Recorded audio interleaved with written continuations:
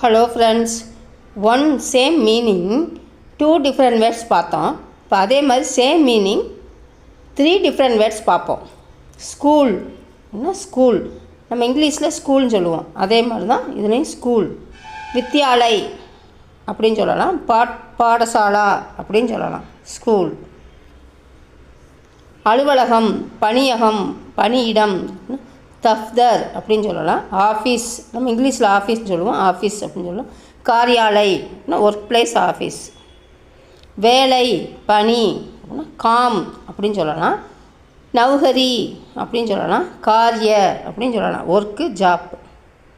மாதம், மஹினா அப்படின்னு சொல்லலாம். மாஸ், மாஹ், இது 3 விதமாக சொல்லலாம். மந்த். உடல், தேகம் அப்படிங்கிறது. சரீர் அப்படின்னு சொல்லலாம். தன் அப்படின்னு சொல்லலாம். தேஹ் அப்படின்னு சொல்லலாம். பாடி. பாய்.